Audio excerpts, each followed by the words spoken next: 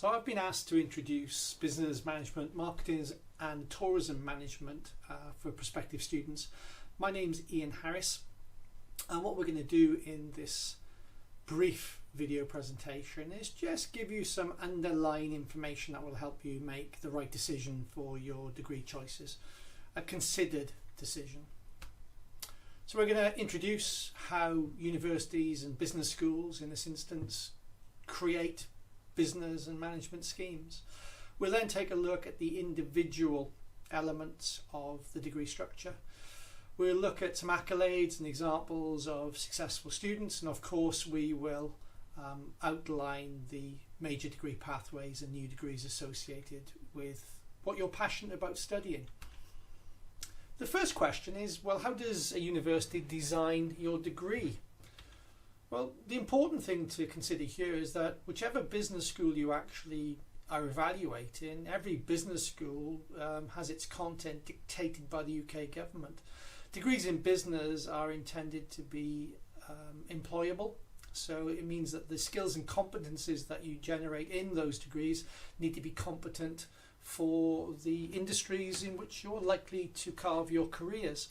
And to make sure that that happens, the UK government dictates the actual content boundaries. That doesn't mean that there's no flexibility in how we deliver that content, but the fundamental truth is that a business degree from Aberystwyth is pretty much identical to a business degree from other universities. So a degree in marketing from Exeter is fundamentally the same as a degree in marketing from Aberystwyth Business School. And here's an overview. This is looking at a common first year in Exeter, Bath and Aberystwyth business schools. And you can see that, basically, even though they have slightly different titles, the content, I would say, in 85% of the degree schemes across Exeter, Bath and Aberystwyth is identical. Data analytics is just another word for statistics. Business data analysis is just another word for data analytics or statistics. And even within business and society, there would be an awful lot of economic and marketing principles for Bath. So the overlap is incredibly solid. So university business schools seek to position themselves as different. So whichever business school you're considering applying to, or you have applied to, they will seek to differentiate. It's a marketing term for making them seem to be different. And the way that most business schools do this is they will say that we have the top 4 researchers in the UK for this particular discipline, or we have these links with certain industry bodies. And they spend a lot of their money and their reputational capital in positioning themselves in that way. The ABS purpose is basically to be exemplary educators, to provide you with the very best teaching and learning experience, and the university and the business school invest heavily here.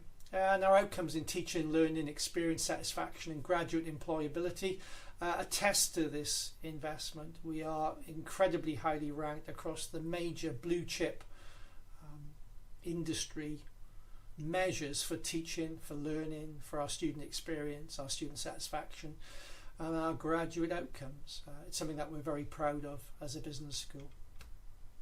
So how is your degree structured?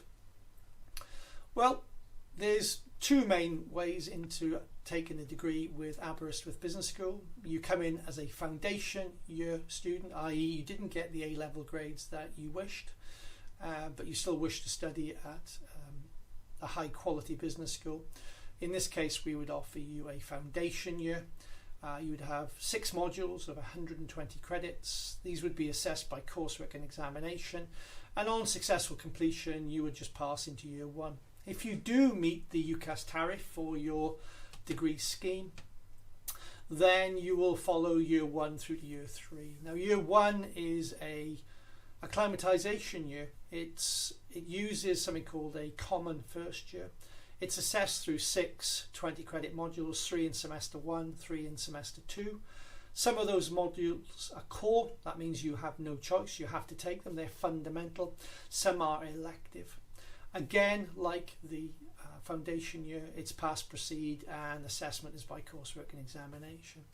Now, the only fundamental difference when you move into year 2 and year 3 is that year 2 will contribute 33.3% to your final degree classification, or 1/3 of your final degree will be evaluated against your performance in year 2. And in year 3, 2/3, 66.6%, will contribute. And again, you have core, you have elective. One of the decisions we made as a business school is to really focus on what the industry required from the core modules to ensure that you as students got the right training. Lots and lots of business schools will offer lots of elective modules. And the problem with those elective modules is they're not necessarily the modules and the content areas that UK and world employers really want their graduates to enter their business with. It's much more of an academic is interested in a subject area, let's create a module, whereas we turn that around and we say, what does industry want? And we make sure that we provide that to you in a highly effective manner. So the main schemes, what are known as single honours schemes, so just one scheme, would be business and management, M122, business finance, marketing, digital marketing, tourism management, and adventure tourism management. And they're the core elements of the business school offer. And basically within these domains there are 3 disciplines. There's marketing, there's tourism management, and there's business and management. And those 3 disciplines are very interchangeable, and we allow students, if they want to specialise in certain areas, to take modules within those areas, because that's where they want to carve their career out. But the important thing is at the end of semester 1, which would be at the end of January, or at the end of semester 2, which would be at June, it is possible to change your degree scheme. So if you think that you want to do business management, but then after taking marketing you think it's a fascinating subject, or tourism management because you're really sort of stimulated by it, we allow you, because of that common first year, to change your degree scheme.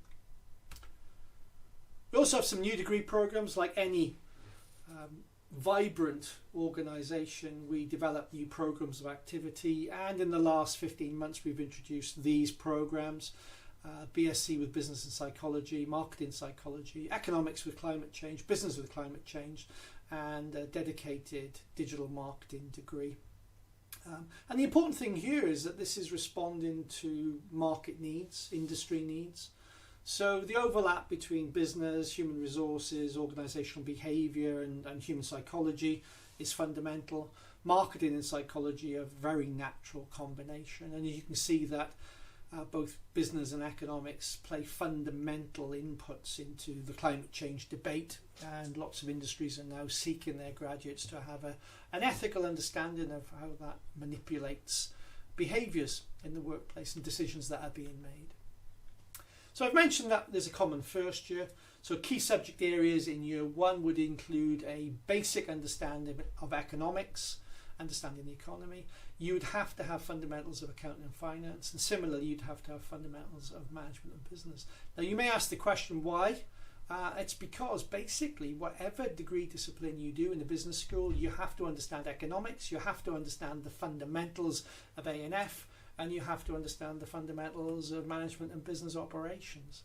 In the second semester then you will start your specialisation into marketing principles if you're a marketer, principles of tourism management, data and analytics, and you have other options as well you can take, so electives, okay, but they are core depending on your degree scheme.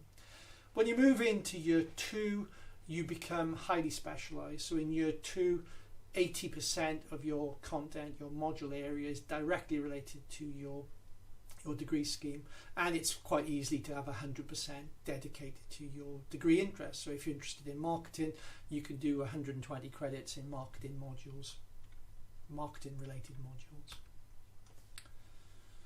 One of the things that we do take very, very sort of seriously is your future employability. We ensure that you have the best possible time when you study with us, and we ensure that you will build the skills and competences to be effective.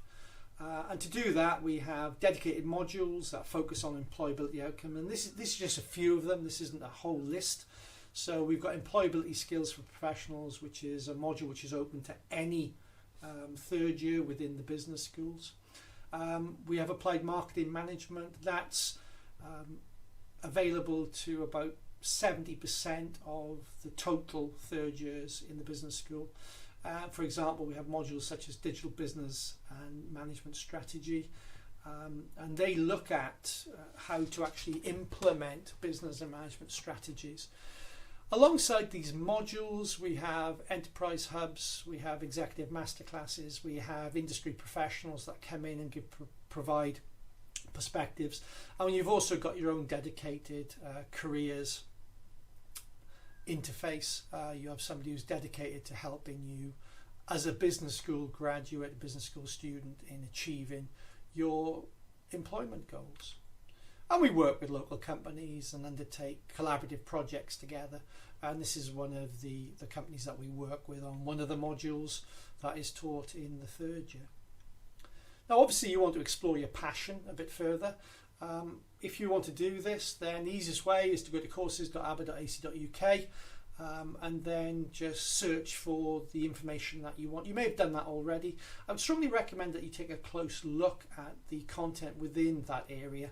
It's very useful for you to understand what the focal attributes of the degree that you're interested in is. So that hashtag business and management is obviously for the business and management, but it would be hashtag marketing, hashtag tourism management, hashtag accounting and finance. You get the idea. And that's what it looks like when you get there. Pretty consistent, pretty similar to what you'd see in just about any university. So let's just have a quick think about where our graduates end up. So these are examples from students who graduated approximately 3 years ago. Hannah Rafferty, when she studied with us, decided to take a year out study actually, and she went to Australia to study for a year, came back to the United Kingdom, continued her studies with us, has got a very, very, very effective career trajectory. What's really fascinating about Hannah is that she actually created her own business idea. She defined the market that was undermet, identified who the competitors were, found a position, and then was given the project to manage for the company. She's since moved on from McGregor Boyle, but the skills and competences that she was provided, i.e. market research and the development of new products, were used quite heavily in her defining that role. Hannah earns considerably more than the vast majority of lecturers in the business school, and she's about 24. This is Dan Phoenix. Dan left us, degree in marketing, was working for Clicky Media. I won't say he was working for now, but I wrote a reference for him quite recently, and he's actually working for the world's largest media company as an account manager for a certain part of digital marketing. And here he's given a seminar to paying customers on how you would merchandise digitally to create selling environments. You can see this was less than a year out of his degree when this photograph was taken, and interestingly each one of those people are paying about £400 for that session. So you can see that he's generating considerable revenue for his audience. But I would say you shouldn't be looking at the screen. You should always be looking at the audience, but I think he's explaining something on the screen.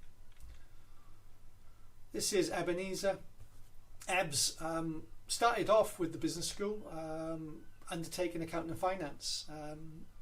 He didn't like accounting and finance, and accounting and finance liked him even less, and he transferred over to a different degree scheme. He's now a strategy and project manager at Everything Everywhere, or EE, and his charismatic personality is going to ensure that he goes very, very far in the industry that he's very, very passionate about. And what he did is he partnered working for EE with a full-time degree and achieved a great outcome. So the other ones have been pretty much business to consumer. Business to consumer and business to business. I introduced Alex because Alex is very much a trade marketing manager, so he works for Reckitt Benckiser, and that means that he deals with fast-moving consumable good multiples, so companies like Tesco and John Lewis, for example. and he's working in the trade, so huge accounts, tens or hundreds of millions of pounds worth of business, and he's a particularly effective relationship marketer is what Alex does. And then finally, this is Alex, and she's at this point she's a go-to-market executive, so she helps unicorns. Now, a unicorn is a company that is worth a lot of money but has very little revenue. Think of a sort of tech startup.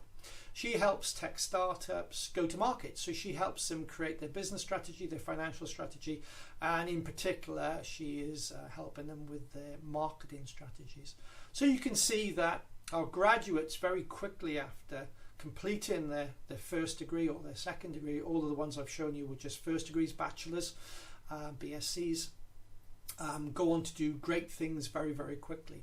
And what we desperately try to do and we focus on is to ensure that we nurture the talent that comes to us, and when it leaves us, when individual graduates leave us, such as Alex, they leave us with the core competences and skills and the confidence to be able to translate all this knowledge into their career trajectories and to facilitate a work environment that they're very passionate to be in. Okay, so let's explore a marketing degree in a little more depth, or a digital marketing degree for that matter.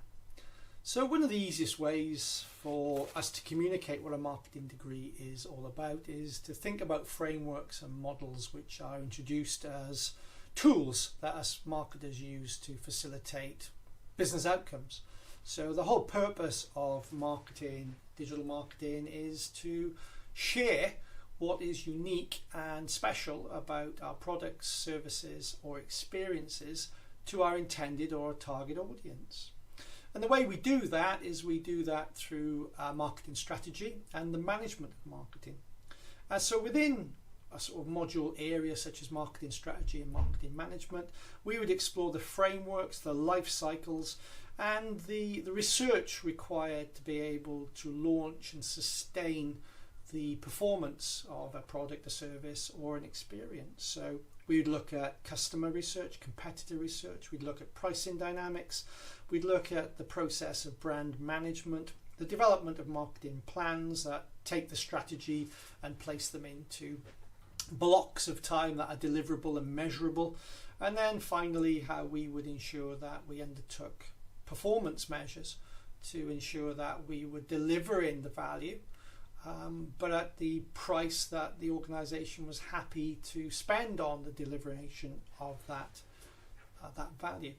And really it's about innovation, creativity, and it's about value sort of development. So Drucker really sort of infers that intuition is what's key here, but you have to underpin that intuition with a view to creativity and innovation which is founded on fact, on business fact. And you can tell the companies that are delivering markets on fact because they tend to be very successful even in difficult times of trading. So if you think about the Philip Green empire and its collapse in December of 2020, then you'll be aware that basically there was something about that whole business, top shop, top man, that wasn't necessarily focused at the consumer because the consumers weren't spending the money in those environments. So there's a fundamental marketing issue, and that's pretty known because Philip Green's an asset stripper. He doesn't really want to run a business, he just wants to generate cash from a business, and if it dies while he's generating cash, that's not a problem. So within marketing also we look at consumers. Consumers are the people who purchase the products. And by consumers we've got sort of individual consumers and we've got business consumers.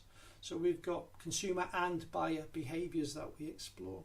And in here what we're really looking at is behavioural processes and outcomes. How do people behave the way they do? And we explore such sort of unusual things as how do they perceive what they need and want?